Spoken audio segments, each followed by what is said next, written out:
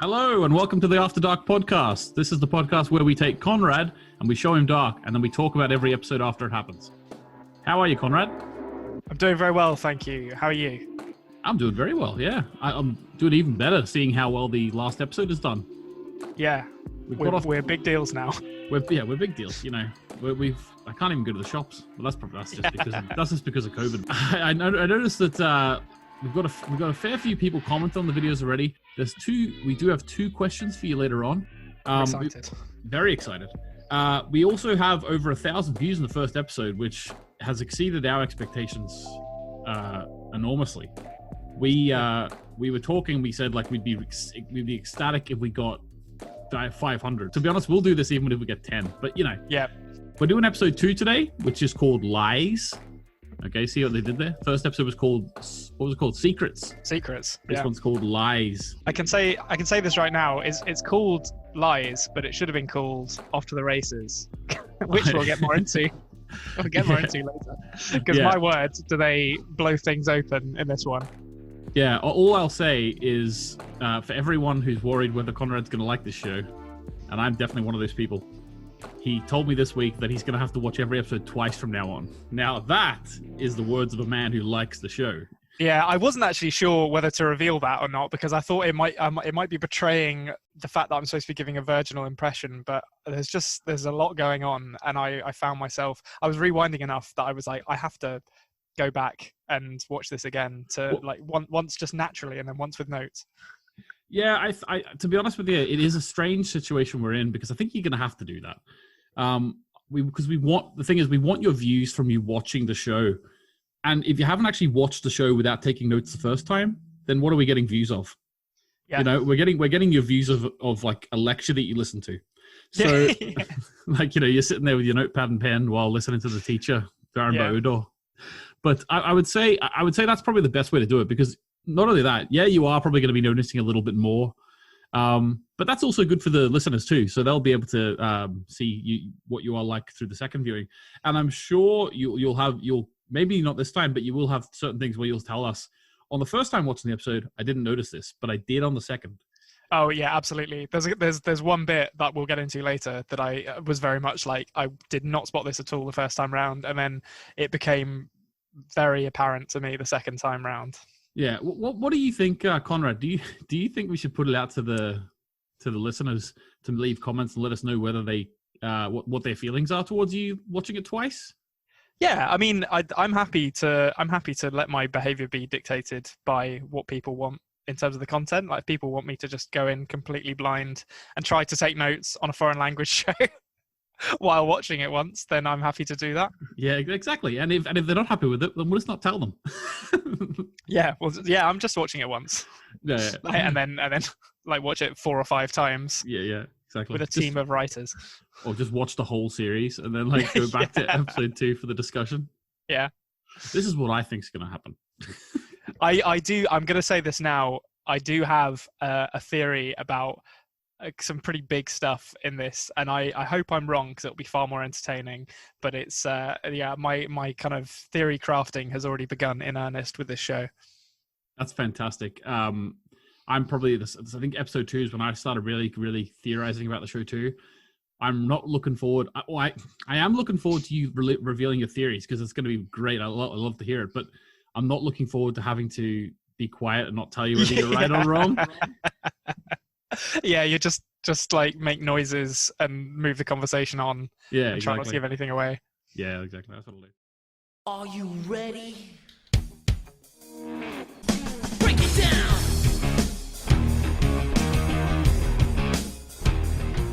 So episode 2 opens up with a shot of the forest and the nuclear power plant, and it says 9 hours since Mikkel's disappearance. Yes, the police are on the case. A stranger walks holding a briefcase and overlooks people searching through the fields for Mikkel, presumably. What are your thoughts? Well, he finds a dead bird. Oh, yes. Seems to be of interest to him, which I have some thoughts on that we'll probably get into later when that comes back again. Yeah. So we've seen someone wearing similar hoods several times now. So it's the same kind of attire as the rear shot we saw of someone leaving the cave in the first episode. And then I think, I'm trying to remember where we were at this point in the episode, but I think that we've seen the person who kind of has Eric under lock and key, and they're wearing a similar hood as well. So is it this guy, or is it someone who is working with this guy? Hard to say at this point, but it's definitely that hood is very distinctive. So it's clearly meant to draw lines of similarities between what we've seen already and him. Yeah. What were your initial thoughts, like without knowing about later in the episode, about like him picking up a dead bird? I'm trying to think if I think my initial thought was like, that feels like it's going to be important, because obviously the camera's drawn attention to it. There's a reason he's doing that, but I had no idea why a dead bird. Maybe he's just like a really keen ornithologist. Yeah. Like, oh, blue tit. But yeah, no, it felt important. But I was at that point in the episode, I was just like, I have no idea why a bird is factoring into this at all. Yeah, you're just letting them feed you at that point. Yeah. Okay, cool. Then we get, as was happened at the start of both these episodes so far, Jonas wakes up from an apparent nightmare. So then he goes and he looks in the mirror, and he's sort of leaking oil from his ear. So, which calls back to his when he saw his father in the forest in the last episode. At the end of the episode, he was covered in oil. Remember? Yeah. And then he actually does see his father covered in oil in the mirror again. And then we learn to find out it's the old double whammy. This happens to me a lot, actually. This actually is a realistic thing. You wake up from a nightmare, then you experience something else, and then wake up for another nightmare. Still in the dream. Yes. Yeah, it was just this scene was very Nightmare on Elm Street, which I really liked, and I made a note that I was really pleased that they kind of didn't do. They sort of did, but they did it in a nicer way. They didn't do I'm going to check myself in the mirror and then shut the bathroom cabinet door that has the mirror on it, and there's going to be a jump scare there, because like that literally happens in every horror movie ever made. And I appreciated that they didn't really do it here. But the nightmare or dream sequence that actually turns out to be another dream sequence is classic 80s fare, and I enjoyed it very much. Yeah, but the way that they allude to the old horror from the 80s, whereas it's like Stranger Things alludes to that as well, but they would also have jump scares and things. Oh yeah, absolutely. Whereas this show doesn't do that. Okay, so then again we get the title card, Lies. I'm sure we'll discuss what the lies are in this episode. I watched the intro sequence this time as well. Oh, okay, yeah. I actually was going to skip over that just because I thought, we mentioned it, mirroring. Okay, but what did you think of it actually watching it this time? So I noted that the bandaged hands seem like they may be related to something later in the episode, and you see Catherine staring into the bunker that we saw in the first episode. So that was really the only stuff I noticed. When you say Catherine, who do you mean? Catherine? Is that her name? The cop? Oh, Charlotte. I have to change my notes there. You're thinking of Katerina, I think. Yeah, I think you're right. There we go. Okay, moving on. We get a scene in like a, what do you call it? What's the person who cuts up dead bodies? What's their name? I can't remember. A surgeon? No, there's an actual, oh my God. What are they called? That's awful. What are they called? Forensic scientists, maybe. No. Autopsy doers. Autopsy. Anyway, okay. Well, I'm sure it'll come to us at some point. It'll get put in the comments. It'll get put in the comments. Even though we recorded this 4 days, we put it up, and we clearly Googled it afterwards. But the audience don't know that. So, feel free to call us an idiot in the comments and correct us. Yeah, exactly. Anyway, the forensic scientist's body, Chop Lady, she's talking to Charlotte in the autopsy room, and she notes that this body of the young fella, that unidentified young fella, actually has ruptured eardrums. So my first thought with this was the fact that they're referencing octoconia feels way too specific to have just been kind of thrown out there. Okay. And that, I think that comes back. My theories about that come back later. But briefly, I have a suspicion that has something to do with the birds. Interesting. I'm just going to throw that out there. A little teaser for later. Okay. Do you want to explain something as to why, or do you want to wait till the birds? Well, okay. So she, the autopsy lady, says that octoconia basically makes it so that you don't know which way is up and which way is down. Oh. And they also point out that the eardrums could be ruptured by like taking a very sort of sudden nosedive, and I wonder whether something is that is causing this in these kids is also causing animals in the nearby area, such as birds, to like not know which way is up and which way is down, and to like fly into the ground or something. So yeah, I don't know. It's a working theory at the moment. That's cool though. Like obviously.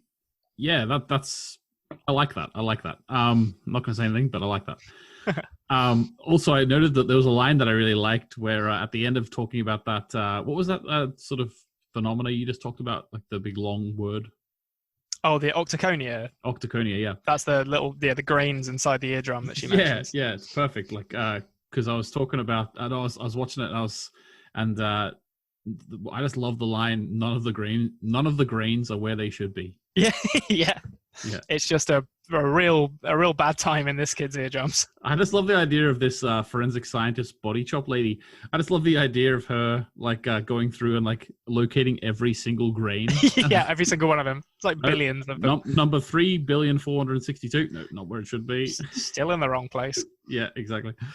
All right, then Ulrich is venturing into the caves once again. It's spelunking. Spelunking in the caves. New pastime of his. Although this time he actually finds something. He finds a door. Yeah. And if you didn't know, it was something to do with the nuclear power plant. They put a label on the door for you. Yeah.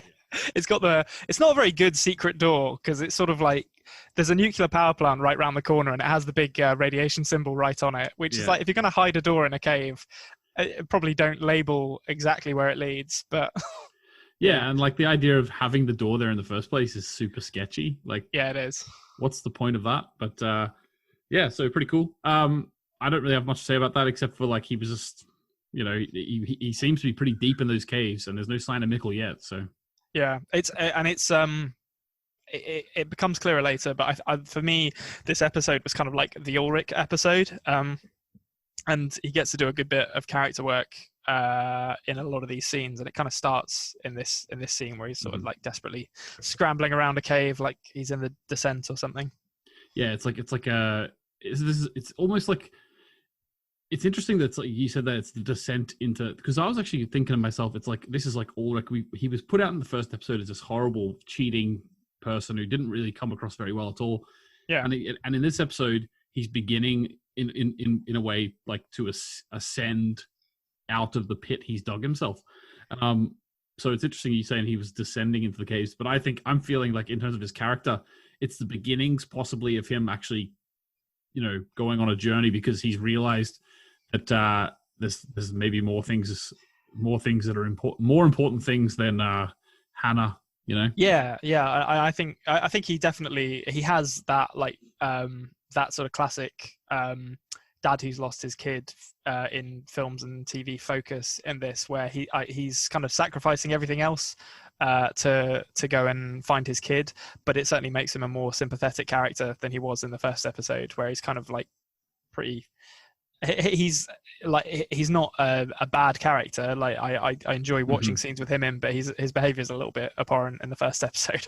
Yeah, and like all good fiction, in my opinion, you take characters who maybe you don't agree with morally and who don't behave very well, except you still feel pity for them and you still feel empathy towards them as well. So yeah, definitely interesting character. I just wanted to mention quickly like the swooping shots of like the forests and things. Yeah.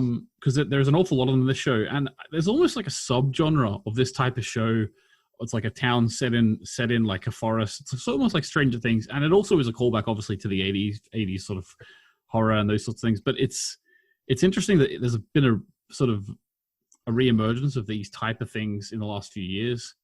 I don't know. I just wanted to get you if you had any thoughts on that. Well, I think it's potentially a side effect of this kind of stuff that's referencing that genre coming back into vogue, because it speaks of isolation and sort of shut-inness to show an establishing shot, which is just miles and miles of thick forest. This idea that, you know, you're removed from the impact of, you know, large cities and government, although perhaps maybe not as removed as you think you are. And yeah, it's a kind of a tonal hallmark of stuff that's pulling from horror as a genre, I think, even though this isn't really horror, or it doesn't feel like horror at the moment. Yeah, I like that as well. Also, in a show like this as well, it's sort of, they almost have a quite lengthy establishing shots, and it's also a way to give you a bit of time to breathe and decompress after certain scenes. Yeah, definitely. Like there's the score is and some of the shots are really oppressive. So I think that's definitely true, that they want to give you a moment to sort of recalibrate between some scenes. Fantastic. Franziska's not having a good time in this show. She has got pushed to the ground by Bartos. And now Magnus throws her up against a tree. Now, I will say that Magnus, it's more understandable, and he's not actually, you know, just flat out beating a woman. Yeah. You know, he's sort of doing an Ulrich thing too. He's sort of like looking for details about Mikkel's disappearance. Wants to know why she was there.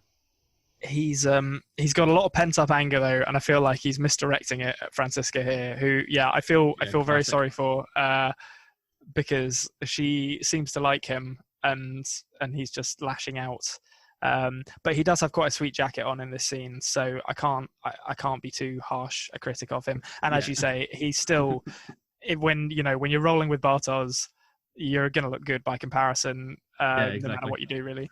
Yeah, exactly. You know, Bartos only has a few scenes this episode, but we'll get to them.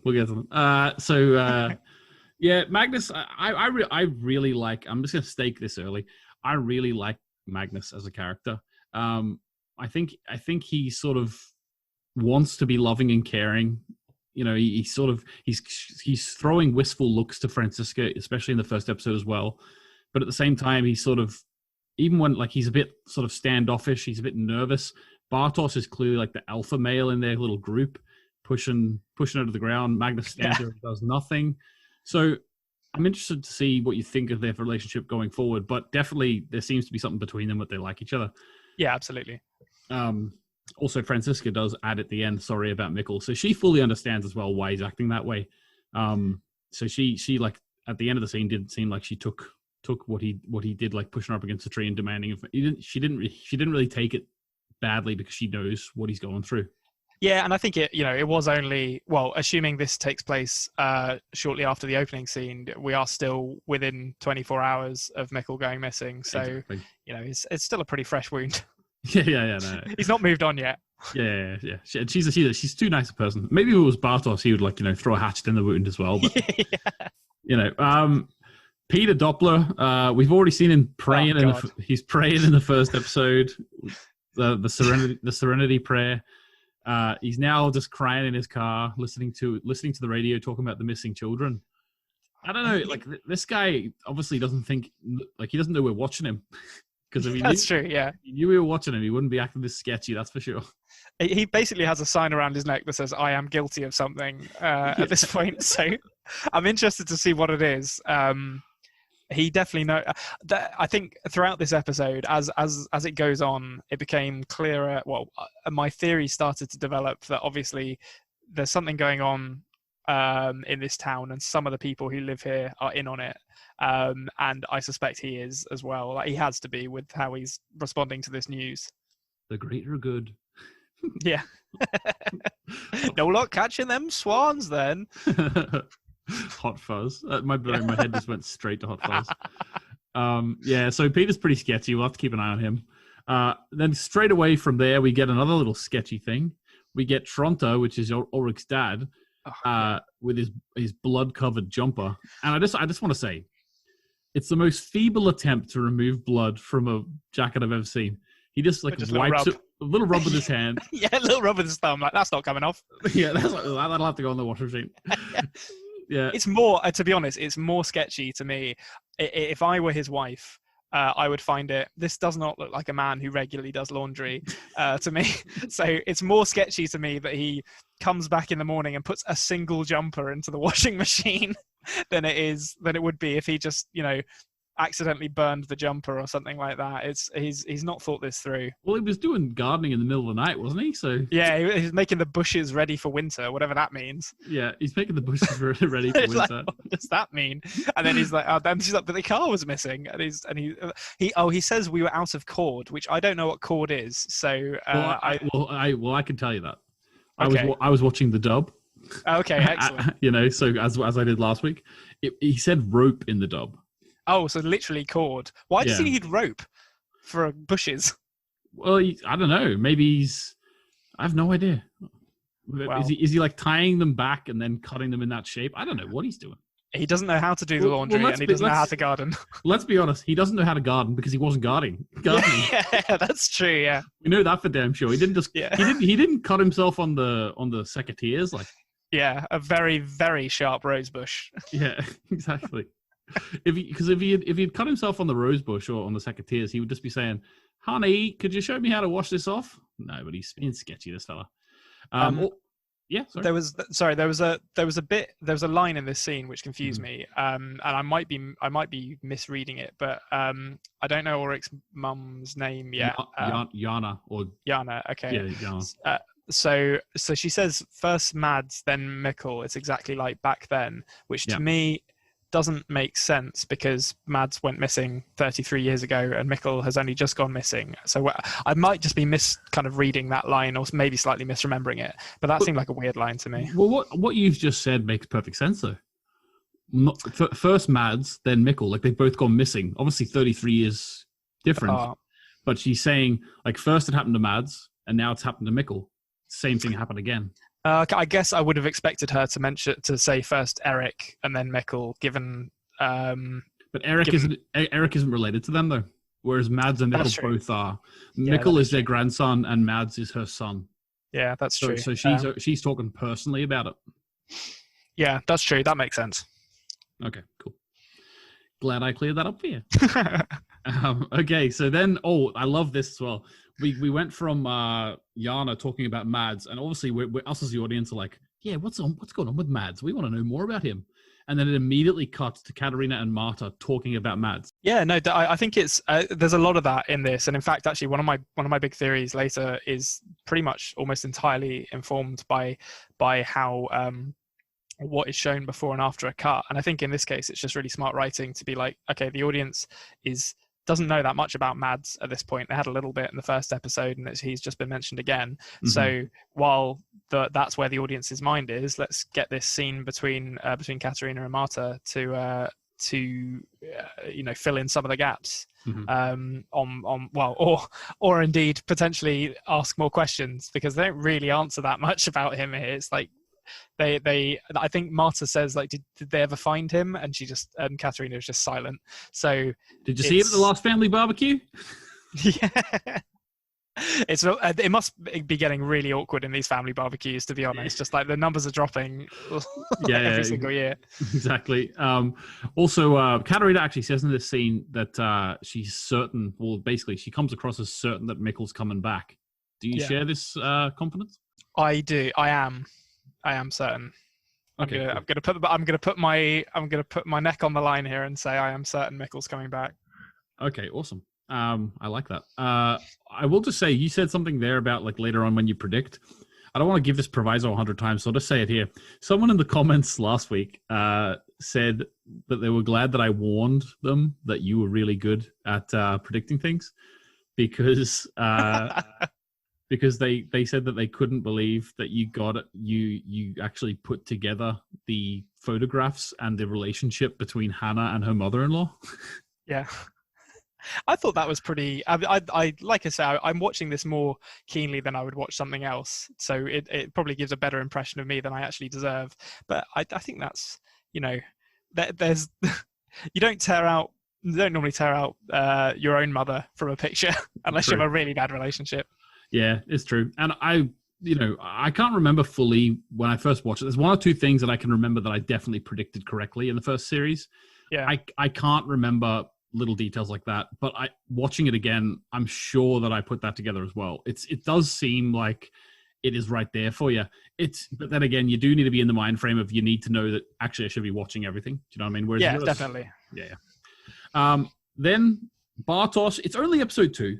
Oh, He's already getting some comeuppance for his behavior. fantastic scene. Marta doesn't want to hear from this boy. He's getting the silent treatment. He looks really sad. I wrote, Bartosz is sad, good. And also, he's only, Jonas has been, went off school for, they said, a couple of months, right? Yeah, in the last episode. Yeah, so, and Bartosz wasn't with Marta when that happened, because it was a surprise to him when he came back. Well, he's only off school for 2 months, but I'm sure he's been away for 3 or 4 months. Oh, okay. I was like looking at Bartosz's lock screen, which is so unbelievably cringe. Just him and Marta like looking all loved up. No, we've been together for like 2 months, dude. Come on. Yeah. But okay, maybe they've been together for long enough to have a lock screen like that. Although Marta certainly doesn't seem as into him as he is into her. So. Konrad, knowing Bartosz, he had that lock screen long before they were together. Yeah, they weren't romantically involved when that picture was taken. Yeah, exactly. I think just to clarify, I think Jonas, his father killed himself in June 21st. So then it was like November. So that's 5 months. So I think it was like the 3 months of the summer and then 2 months of school. So he was away. And also, we didn't actually talk about that, but I'm assuming he was in like some sort of mental facility. Because I haven't they haven't really got into Jonas at all, to be honest. Apart from we obviously know he's getting therapy, although it seems like fairly unofficial therapy. When I was reflecting on it, I was like, why is he having therapy walking in the woods? Yeah. Does Peter Doppler not own a couch? They couldn't afford to build another set.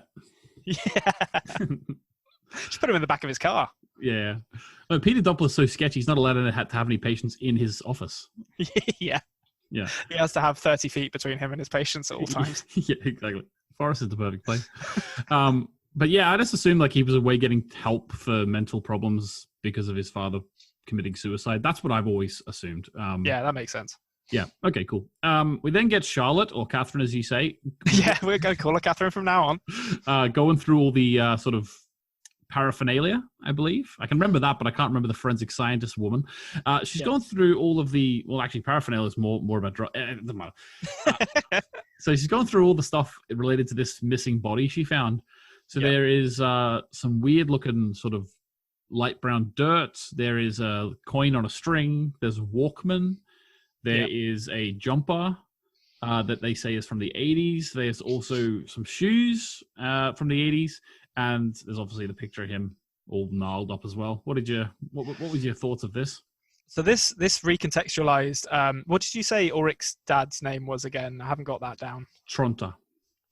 Okay, so this recontextualized for me, or at least threw some doubt on the stain on his jumper, because she was talking about red soil, which is potentially what the stain is on his jumper as opposed to blood. I'm not 100% sure on that, but it threw up enough of a question mark that I started considering whether he had necessarily done something as bad as he initially appeared to have done. I also would love to know more about the police guy with the eye patch, because he's just not been mentioned, and I hope he gets a full-on eye patch at some point, because that guy seems like that seems like an injury that should be joked about in a police station, but maybe it was sustained in the line of duty. So that's fantastic. That character called Torben Voller. Okay. Or spelled Waller, you know. So I would. That's cool that you've noticed him. I'm not going to say anything about him. We'll just let you enjoy that character. Okay.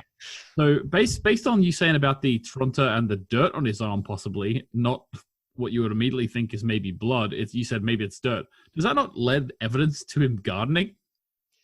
Yeah, maybe. That's maybe he actually was tending to the bushes and needed to go and get cord. Maybe that entire scene was a red herring. Yeah, cord, red string. Who knows? So maybe. Or maybe he was just like, maybe he was like trimming the bush of another woman and he didn't want to tell. Anyway, that sounded a lot worse than I wanted it to. Yeah, that was very explicit from how I took that. Yes, I apologize. Right, so in the middle of this meeting, really important meeting, Ulrich bursts in the door. Yeah, There's a door. Wild-eyed. There's a door. And I thought to myself, well, they must have had a talk about this door previous, because no one just bursts in and starts saying there's a door with no context. Yeah. When they go out into the corridor, him and Charlotte, he then goes to explain in the caves there's a door. It's like, what were you expecting her to get out of the first one, Ulrich? Yeah. Thanks, Ulrich. Like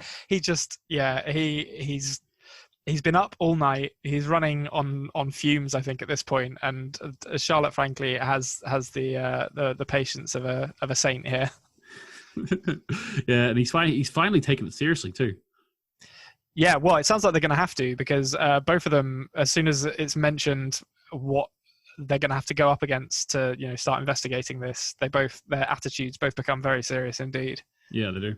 Alexander, who's the head of the power plant, and Obendorf, who's like the truck driver guy, Yeah. who we said looked like a truck driver. He's Eric's father. They have like a real sketchy scene. Now, in the first episode, there was a bit of a talk about maybe his tire tracks being involved in some way. Yeah. And then we get this scene between Alexander and Eric's dad as well. What did you think of this scene? I mean, Alexander, he seems sketchy already, because he like runs a nuclear power plant in something that's pulling from 80s horror. Yeah. But this scene, it's like, come on, like he's like a RoboCop villain. He's just this corporate scumbag. And I noted as well, maybe this was me reading slightly too much into this, but Eric's dad's name is Jürgen, right? Jürgen Obendorf. Yes, I believe so. Yeah, so he does not seem anywhere near as upset about his son as he was yesterday in the previous episode, where he was like yelling at Charlotte and Ulrich, which makes me wonder whether he's just calmed down or whether that was potentially him playing it up slightly. But this scene, any scene where like a guy with some kind of private corporate interest is telling one of his underlings to keep the cops quiet is probably pretty suspect. Yeah, exactly. Although I did take from that as well in this scene, that they said, Jürgen said to Alexander, because of Eric, they're looking at even closer at me, which made me think whatever Alexander's telling him to do, maybe that's hinting at that it actually isn't to do with Eric, because he's saying that he would. Why would he be saying that otherwise? Yeah, that's true. And I didn't fully understand. Maybe this is a translation thing, but when Alexander interprets Eric questioning his orders as him attempting to blackmail him, I didn't fully understand what the implication of the blackmail was there. Like whether he was like, I'm just going to say, well, obviously, like he knows something about what happened to Eric, but it didn't read to me as him trying to blackmail Alexander. So I'm interested to see whether, like, as Jürgen's character develops, whether he comes across as someone who is stupid enough to go up against like his corporate overlords. Yeah, we'll wait and see. Okay, so Regina finally gets a customer. Yeah, ding, ding, ding. We're in business. Yeah, we're in business. What's the price? She's like charges 10 times the amount, but yeah, that's the type of person she is, I think. Bartos's mum, after all. Yep. So I've got for this scene that Green Arrow needs a place to stay, because that's what this guy reminded me of. Yeah, that's great. Yeah, so there's not much. Do you have much to say about this at all? No, I think I'll probably come back to this guy a bit later. Okay, cool. There's definitely a lot to say on his character, but this scene is obviously just kind of establishing that he is in town. He needed a quiet place to dwell for a while. Yeah. Cool. So Jonas then goes for a sort of little search or a little look. Maybe he's just going to reminisce about his dad in the art loft. So he goes and just sits down, looks at a few paintings. Jonas's dad seemed like a pretty dark dude. Yeah, this really reminded me of, and I don't think this is what it's pulling from, but this really reminded me of like a Lovecraftian story about a guy who basically makes a deal with some otherworldly entity to give him basically the ability to draw these amazing paintings, but they're kind of they're so alien that people can't look directly at them and stuff like that. And that seems like what I don't think that's what's actually happened here, but the kind of nature of his art seems to be in a similar vein to that. It's all really unsettling shapes and yeah, lots of weird stuff on his walls in general. Yeah, and I will I'm going to try and sort of contribute to this discussion without, put it this way, I don't think what I'm saying is going to give you any clues to anything, but I really like as well the parallel between his art and sort of the image of him covered in oil as well. Yeah, definitely. I think that's a very deliberate choice to have his artwork use all these really like kind of heavy, dark. I assume it's like charcoal or something. Most of it's done in, and how that mirrors his appearance covered in oil, as you say. Yeah, it's pretty cool. They're out on the search. We're talking about all these references, like this pulls from this. This is so strange, but you know what my head immediately went to in the searching scene when they're in the forest? Well, I don't know, Making a Murderer. I don't know. Like in Making a Murderer, like there's like the whole community bands together to search for the woman, Teresa Holbach.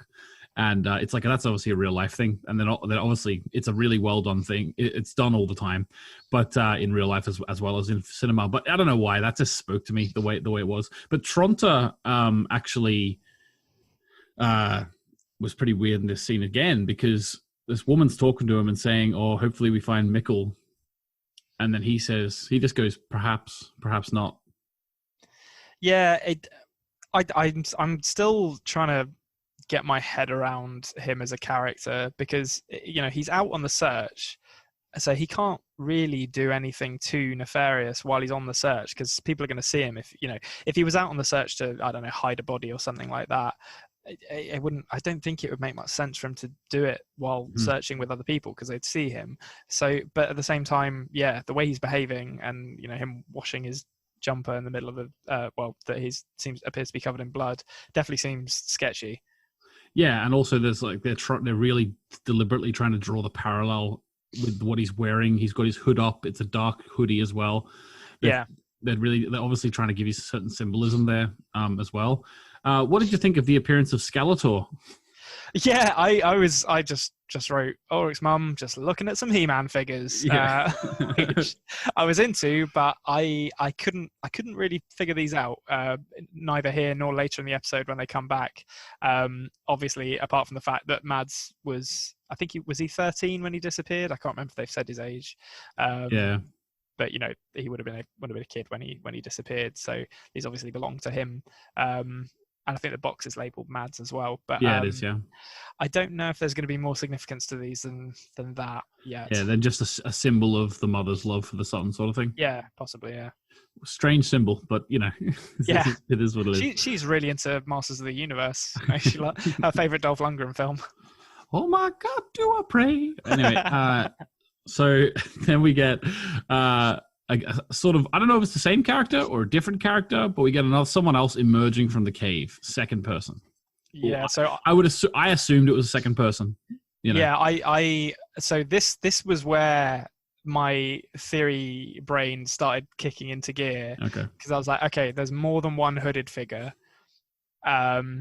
What's the significance of these people who are emerging from this cave? Because if there's more than one of them, what are they all up to? Because we've seen two already. Although I suppose you could assume the one you see in the first episode is the guy who's checked in at Regina's.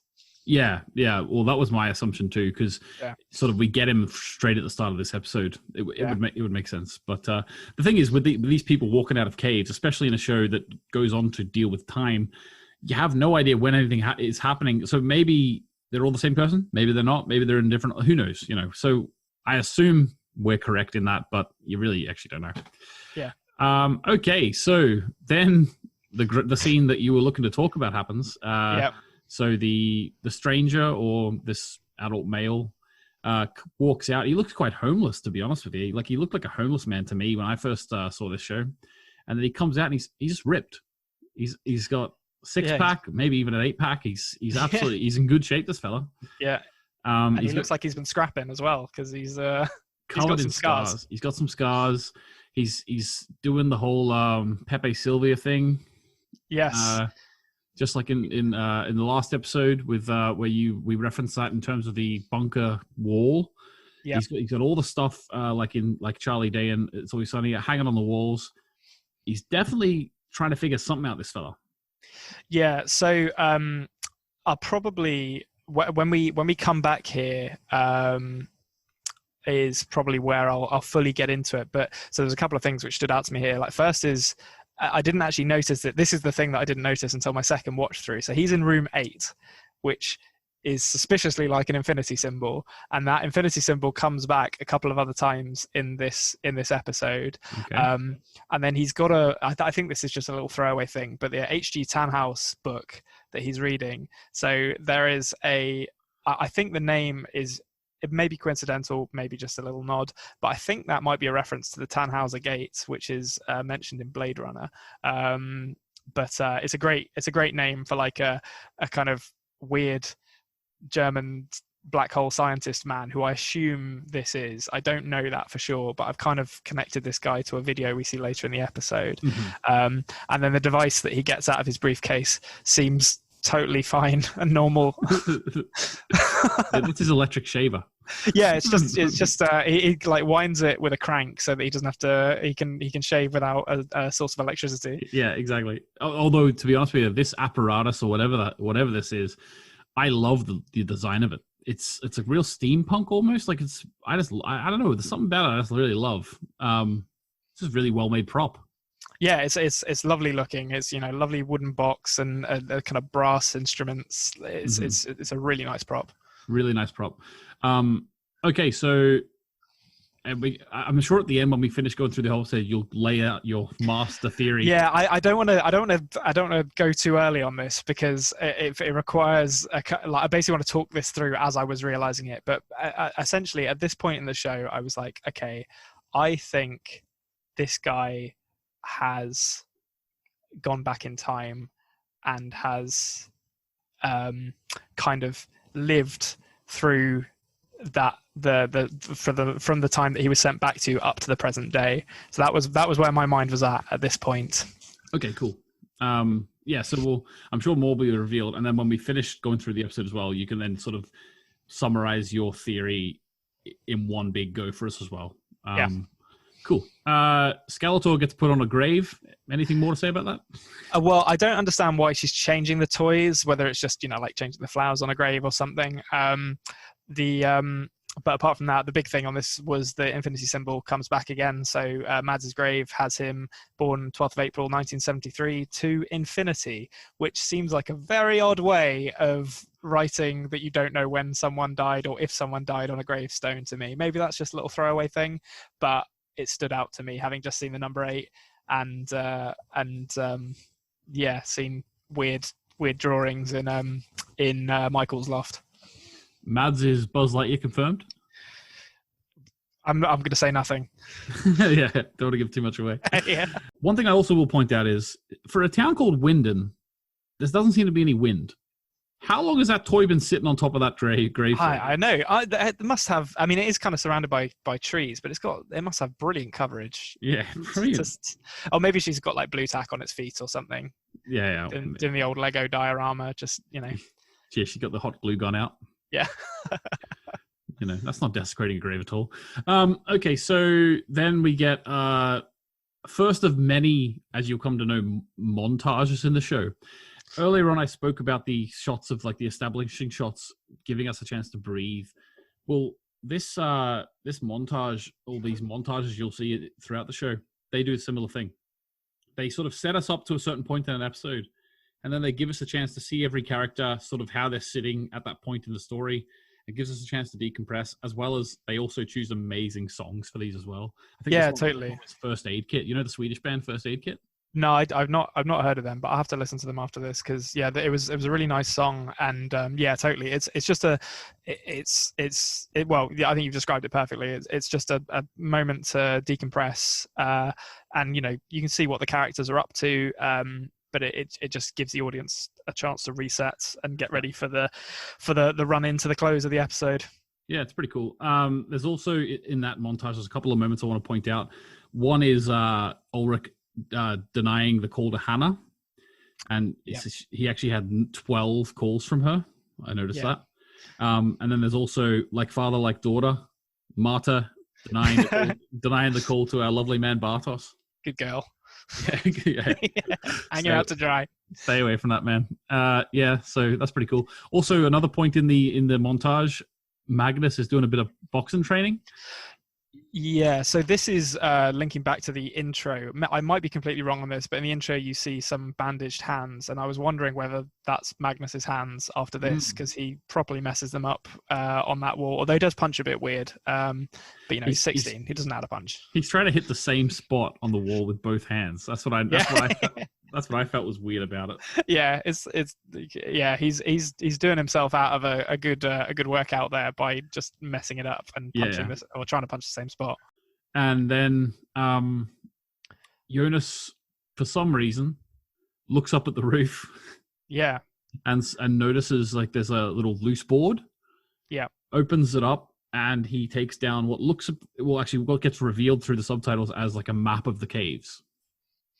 Yeah, so there's another infinity symbol in one of Michael's drawings on the walls here, and I was, as soon as he pulled it out, I was like, that looks like a map of a cave system, and I think that there's basically I kind of called, I think it's in this scene where he identifies the bit of writing that says where is the crossing.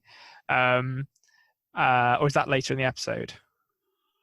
It might be later in the episode, but it doesn't matter. Okay, well, at some point, Jonas sees the writing saying, "Where is the crossing on this?" Oh, I think he sees that when he's tucking into bed with a bit of light reading with the map. He sees it later on in the episode, but he's going to bed, but he reads the map on the way to sleep. Oh yeah, you're right. Okay, well, I mean, just to briefly touch on that, I think this was where I really started to get into the okay, there's going to be some time travel stuff going on here, and I think in the caves somewhere there's some kind of interdimensional thin place where you're able to pass through time somehow, and that's what Michael was trying to find, I think. Interesting. That's as far as I got. Well, as far as I'll go for now. Yeah. Okay. Cool. Well, we'll start speeding through a little bit of this because I really want to get to your theory. We'll start going through sort of scenes a bit quicker now. Okay. Next, we get a sort of scene in the same blue room that is sort of decked out to sort of be 80s style, where the 80s songs were on the TV. But this time we've got a strange man talking through some sort of black holy sort of sciencey stuff. Yeah, and I'm gonna put my money where my mouth is, and say I think this is H.G. Tannhaus who's talking here. Which seems, I mean, this guy's talking about traveling through black holes, which naturally leads into time travel. Obviously, I say knowing nothing about the science of black holes. Naturally. Yeah. Okay, cool. That's pretty cool. So then we get Ulrich and Alexander having a back and forth on either side of a gate. Ulrich's demanding to get in. Alexander says you need to have a warrant. To be honest with you, watching the scene in isolation, if it was just this scene, I probably would be on Alexander's side here. It's a nuclear power plant. It makes sense you would need a warrant for it. Yeah, you can't just go wandering around. You can't just go wandering around. But having seen what he's been up to... We're armed with the knowledge to know that Alexander probably has ulterior motives for not letting Ulrich in. I also noticed here, this is a total aside, but I noticed that Ulrich wears his wedding ring on his right hand, which I don't know if that's a thing in Germany or mainland Europe. Or maybe it's just that's what you do to show that you're cheating on your wife. Yeah. That's the universal symbol for I am in a loveless marriage. Yeah, exactly. I don't know. Yeah, that's a good question, actually. Yeah, because obviously... where we are, it's in the UK, it's left. Yeah. So who knows? Bartos goes searching through the drugs. Yeah. And watching this, I just felt myself feeling like, are you happy, Bartos? Were the drugs worth it? You know? Look at what your actions have wrought. Yeah, exactly. But he's still going to look. Yeah. I got down in this scene when he pulls the phone out and tries a code, which is like, what are you even doing? But I got down. He definitely just tried 1, 2, 3, 4 as the code, and then when he didn't get it the first time, he was just like, this sucks, and throws the phone across. Yeah, you got 2 more goes, 2 more attempts, Bartos. Come on. Yeah. I was thinking to myself, like, oh wait, what's the next one? 0000? Yeah. Yeah. It's like, take it to the police, you idiot. Like, this is evidence in a potential crime. I know. What is he doing? Like, yeah, absolutely crazy. Hannah shows up to Ulrich's work. They sort of, we can skip through this pretty quickly. She's a bit pushy, 12 missed calls, shows up to his work. She's the other woman. She knows she is. What is she doing? Yeah, she needs to take the hint, I think. Take the hint. He says, and then Ulrich sort of steps up to her and says, when they're in like the little evidence room, steps up to her and says, we can't do this now. Doesn't say it's over, just says we can't do this now. Yeah. I don't know if I believe him, to be honest. I think he'll go back to her at some point. Nah, he probably will, let's be honest. Then Ulrich is looking through the evidence. He thinks Obendorf might be involved because of the his truck has tire tracks. He looks up, we find out that he actually has a police record. Yes, and we know he knows something. So all signs point to Jürgen Obendorf being a prime suspect. Although, well, it makes sense that the police think he's a prime suspect. I actually don't think he is anything but a lackey in this. Yeah. It would make sense as well, like the blackmail comments and things like that. Yeah, he's just sort of working for the higher power. How that relates to his son, I'm not sure, but. So then, based off this sort of hunch, Ulrich goes around to the Obendorf's house. Well, actually, it looks like they live in a trailer. Goes around into his sort of big barn, sort of warehousey area. And when he pulls up that bag of drugs, first time I saw it, I honestly thought it was a head. Oh, I did as well. I 100 because it's making. I mean, it makes sense that it would make squishy noises because it looks like it's submerged in something. But I was like, that's that. This is going to be gross. There's going to be a head in there. Yeah, I definitely thought it was a head. And then like they have a little moment, which I thought was actually quite touching. Maybe you got a completely different thing from it. Now, there wasn't much said, but it was Obendorf saying at the very end of the scene when you find out that he's had a little like sort of Obendorf and Sons drug business going on. Yeah, little cottage industry. Yeah, little thing going on. I thought like, and it's funny that he actually, before I get into the little touching part, it's funny Obendorf goes, about the drugs to a police officer. We worked on this together. Yeah, as if it was like they're working on an old Ford Mustang in the garage. Yeah. They built this thing from scratch. Yeah, we worked on it together, me and him. All right, we're taking you downtown, Jürgen. Book him. Yeah, book him. So then the touching moment I mean is like there was a moment between the two fathers of the boys who have gone missing. Jürgen says he goes, "Where's my son? Have you found my son?" And Ulrich doesn't say anything. He doesn't do the hug or the hand on the shoulder like he did in the last episode. He's not cocky. He just looks at him and he just doesn't say a word. And I thought to myself, Ulrich knows now what it was like for Jürgen in the last episode. Yeah, so this made me rethink my stance that Jürgen was maybe putting on his anger in the first episode in the police station. I still can't get a good sense of how sad he is about losing his son. Like maybe he's just a reserved guy until he snaps. But it was a nice like moment where the two of them shared an emotion, even though they're on quite literally on opposite sides of the law at the moment. And also Ulrich, I mean, I guess he doesn't have a warrant, so he probably can't really arrest him. But he seems like he just leaves the drugs there as well in this scene. Yeah, exactly. Yeah. Well, that's his stock. He can't just take his stock. Yeah, that's true. So, but talking of Eric, with his dad there, talking of Eric, he's dead, it seems. Yeah, he's super dead. He's being dragged in a body bag of sorts through the forest by another hooded figure. Yeah, so this is, so I've got on my notes, well, Eric is dead. But I think it's telling in this scene as well. I could be completely wrong on this, but the person disposing of bodies in the woods seems to be operating independently from the nuclear plant corporate scumbags who are loading something into a truck because they hear a noise, which I presume is the person dragging the body through the woods, and clearly don't know they're there. So, I think I don't know if they know what's actually being done. I'm trying to think how to say this without fully getting into my theory, but there seems like there's multiple parties at work here who are interacting with the sort of time travel at the center of this mystery. Okay, yeah, I would agree that there definitely seems to be different people with different motives, not even connected to each other, sort of all contributing to something.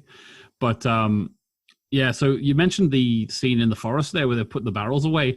Just very quickly, I'll just mention that clearly this is what they were talking about in terms of Jurgen and Alexander earlier. Yeah. Yeah. So it was just about moving these barrels. What they are, we don't know what they are, but they're moving something into a truck. Yeah, that was my main thing. Was what are they moving? It's not really clear what it is, but it seems shady. It's pretty shady, and the fact that they are in a nuclear power plant, it's pretty shady. Yeah. We then get a nice scene, sort of. Well, I took it as nice up to a certain point of Jonas and his mom Hannah sitting. I don't know why they're sitting on the bench, but they're sitting on the bench in the kitchen chatting. It sort of spoke to me like maybe that's what they did when he was a young boy, and like sort of just continued to do that. Sort of spoke of the history in their relationship, sitting on the bench together. But they reflect upon Jonas's dad. I like the two of them talking about it, but it did end. It ended a bit interesting, where Jonas says, "Did you love him?" and then they're interrupted by the lights coming back on.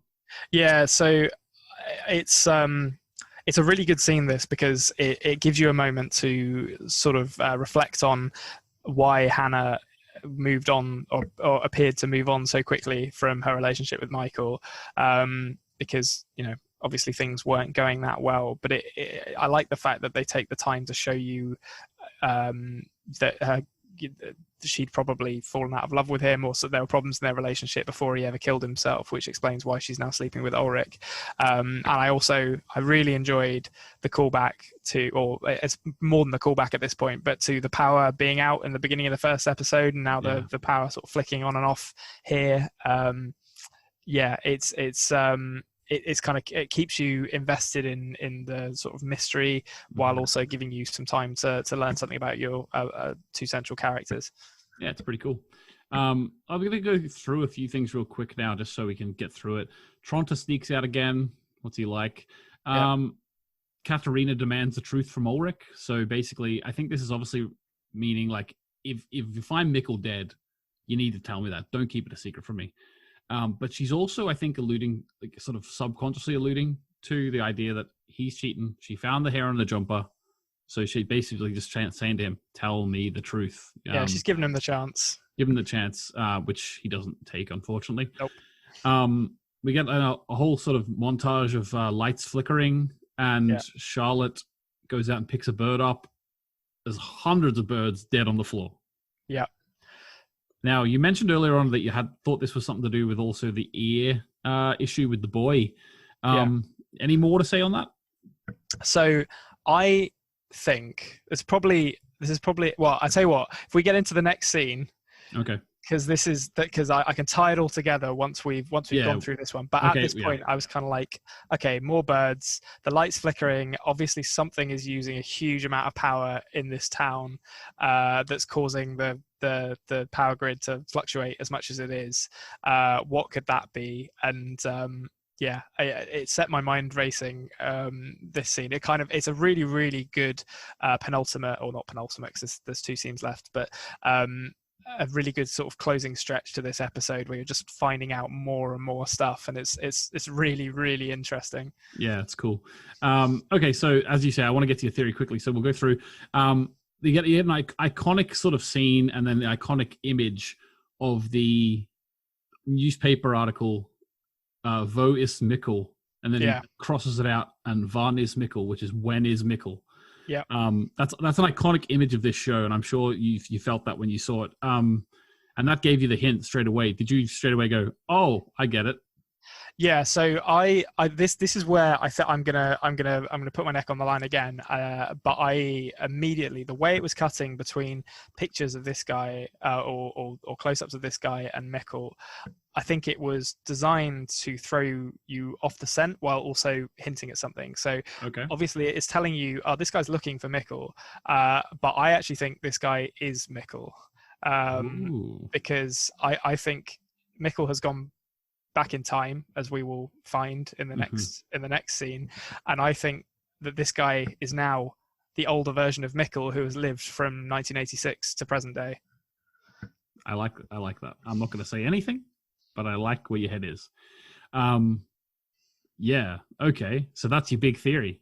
Well, I've got a wider theory about what is actually happening, like what the mystery is. But that was, as soon as I saw this scene, I was like, this is awesome, because I'm pretty sure that guy's Mikkel, or is like, well, at the moment I think he is Mikkel. I'm totally prepared to be completely wrong about that, but that reveal had me raring to watch the next episode. Yeah, that's cool. Well, I love where your head is. I'm not going to say too much, which maybe makes this a bit of a sad ending to you putting that out there, but I love where your head is there. And we'll see how we get on. Well, so do you want me to go through like my wider theory? Yeah, just before you do that, I just want your thoughts on the final reveal scene where he goes to his Mikkel goes to his parents' house. He sees his parents as teenagers, and then you reveal he's in 1986. Or there's also a sweet looking Honda, like that bike. That bike is great. Yeah. The engine on that thing, exactly. Yeah. So, hog. what did you think of the reveal of his parents? Yeah, they look great, and it's a really really smart. It makes me appreciate the way they've set it up, because you've seen pictures of them several times. You've seen specifically the picture of Ulrich and Mads several times, so you know immediately. I mean, you suspect as soon as he gets there, because you can kind of see, oh, the entrance to the cave looks different than how it looked when they were there the other night. There's no chair full of drugs. Yeah, exactly. There's no drug chair, yeah, the cars look different, and then he gets there, and obviously you see the actor from the photograph playing Ulrich, and I thought it was a great reveal. And I was, to be honest, I was slightly self-congratulatory, because I was like, yeah, I knew there'd be time travel. But yeah, so the way it's revealed at the end, and how that impacted my reflection on the rest of the episode was really cool. Like it blew, like I said at the beginning, it completely blew the kind of structure of this and where it's going to go wide open for me.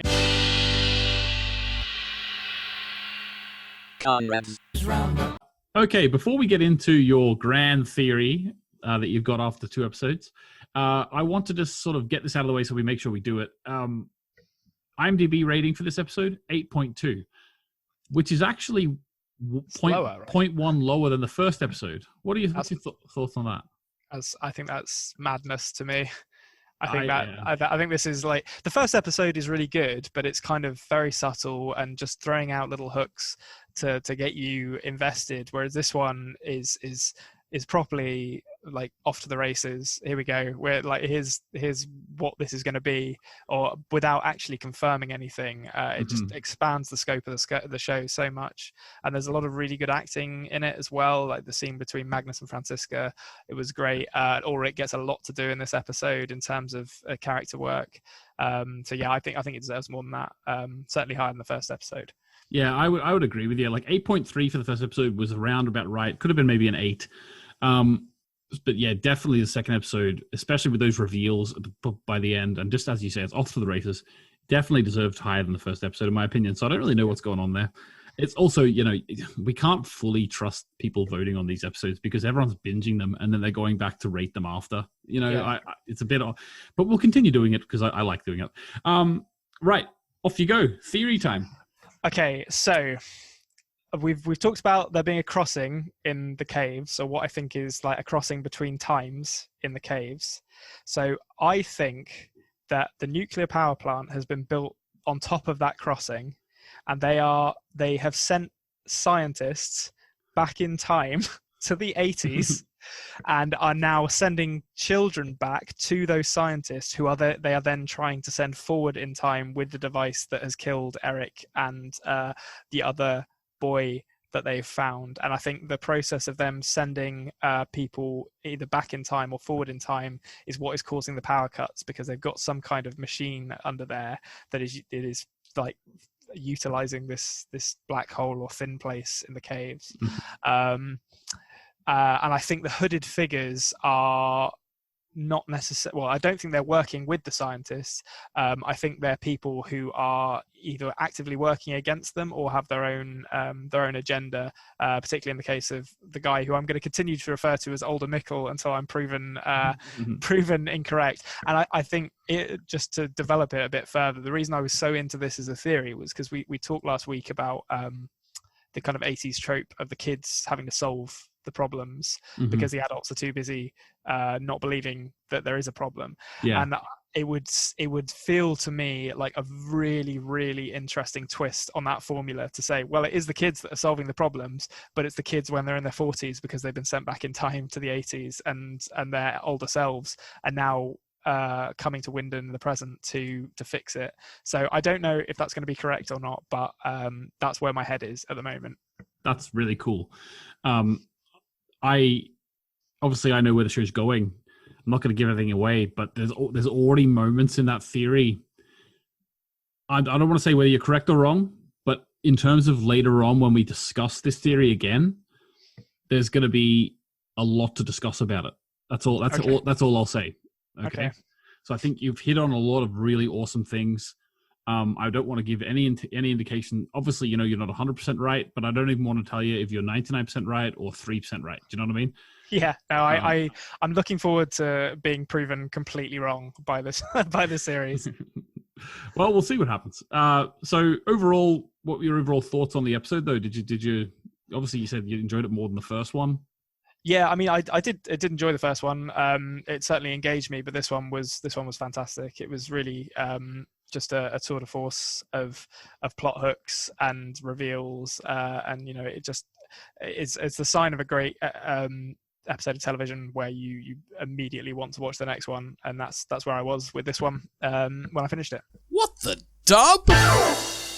Okay, so as you know, I'm watching the series in the dubbed version, which I've never watched a full dub version before. So as Konrad's watching it for the first time, I thought I would do this for the first time. Every week I try to pick out at least one moment which I think is interesting or funny or just whatever. This week, my moment is actually Alexander in the nuclear power plant talking to Jurgen. And it's interesting to me because that scene to me, it did come across like he was a slimy sort of corporate guy who was just like ordering around his minions. But it's really interesting the actor they've decided to go with in the dub.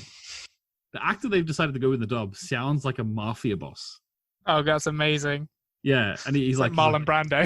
He's like, "Are you trying to blackmail me?" He's like, he's really like.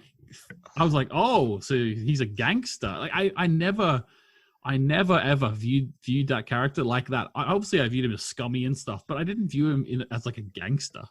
Yeah, like does he talk about someone like he'll make Jurgen sleep with the fishes if he doesn't like take the heat off? I've got that written in my notes. You'll be sleeping with the fishes. He's like, I'm gonna make him an offer he can't refuse. Yeah, exactly.